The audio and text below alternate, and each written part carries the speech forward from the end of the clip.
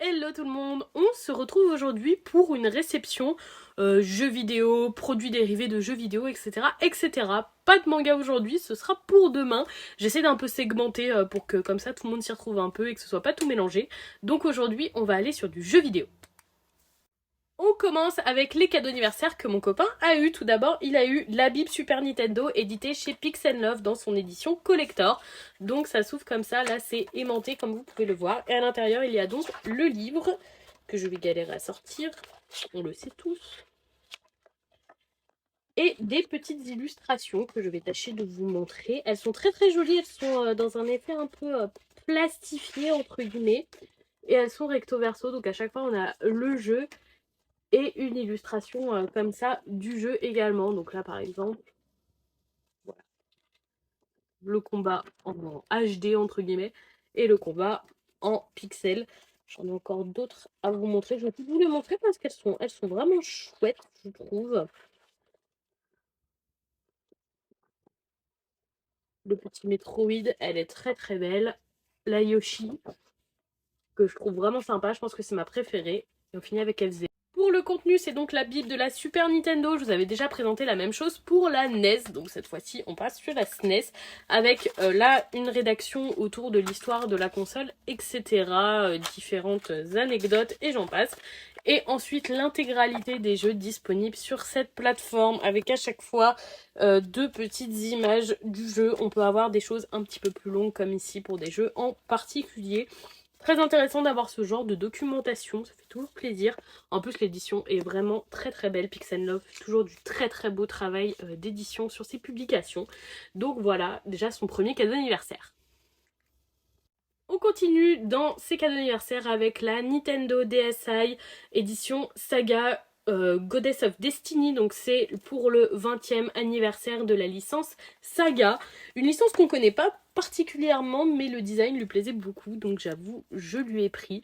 Et elle est finalement beaucoup plus jolie en vrai qu'en photo. J'avoue que je suis plutôt contente qu'on la retrouve dans notre collection. On retrouve donc le cercle juste ici avec précisé 20e anniversaire de Saga et l'écriture Saga dans un effet un petit peu glossé, vraiment très très joli.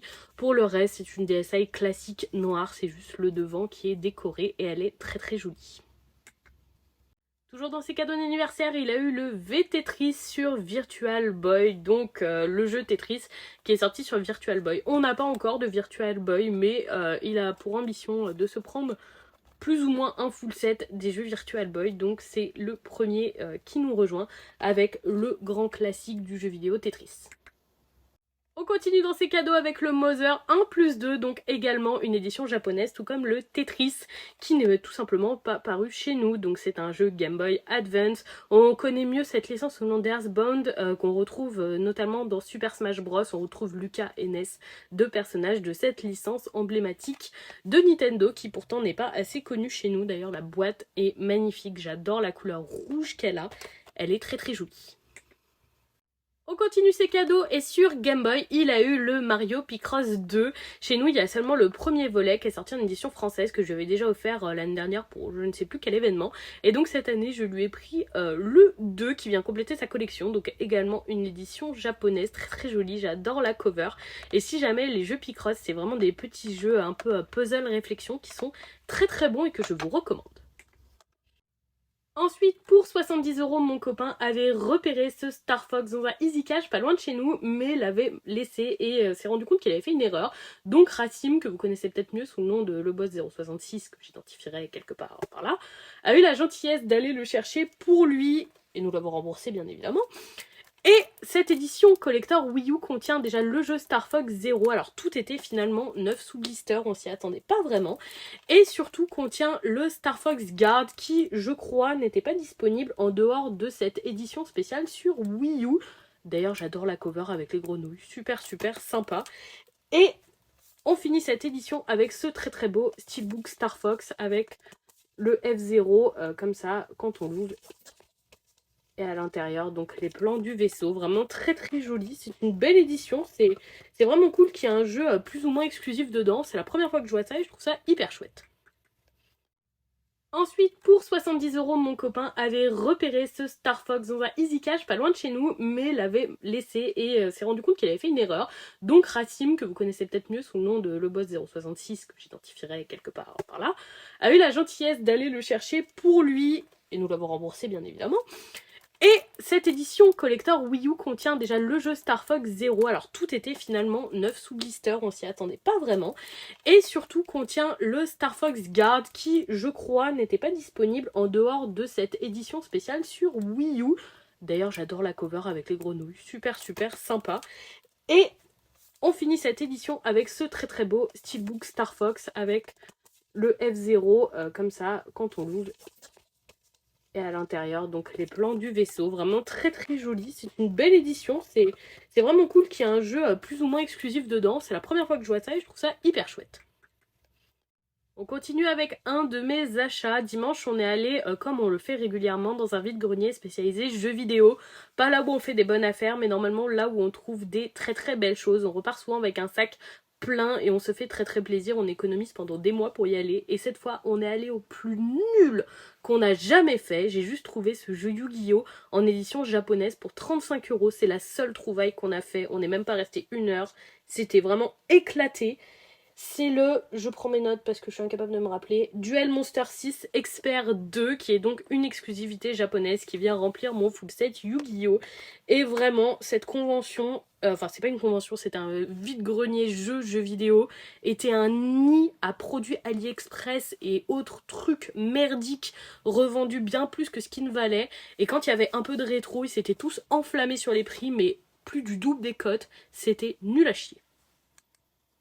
On continue sans aucun étonnement si vous me connaissez un peu avec l'édition remasterisée de Talos of Symphonia, donc qui était un jeu sur GameCube de base. J'ai pris la Chosen Edition directement sur le shop de Bandai. Si vous me connaissez, vous savez que Talos of Symphonia est un jeu que j'aime particulièrement. J'ai un tatouage de Dawn is the New World, donc le deuxième volet sur ma côte, et je ne me voyais pas passer à côté de cette édition remasterisée. Un petit peu déçu qu'on ait juste le jeu dans le steelbook et que résultat on n'est pas la boîte avec le jeu classique entre guillemets, mais le steelbook est vraiment très beau.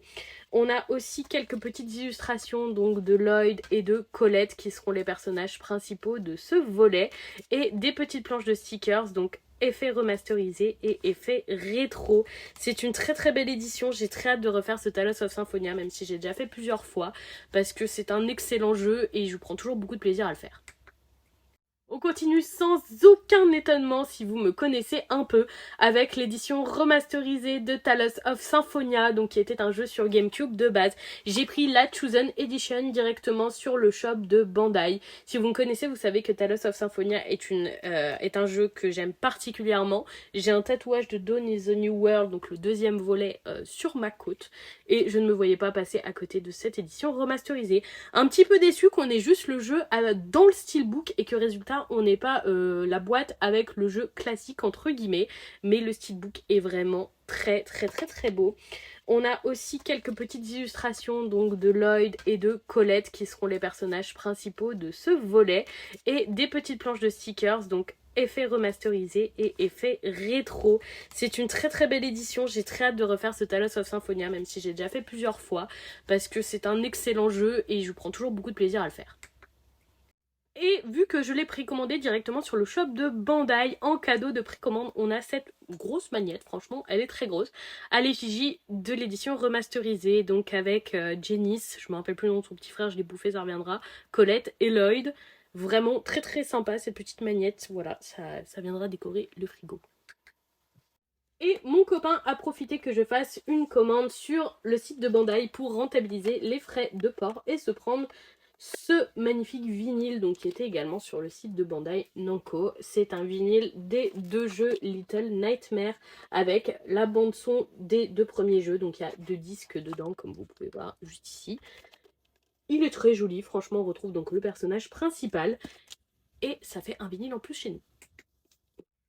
Et voilà pour les petits derniers achats jeux, dérivés de jeux, etc.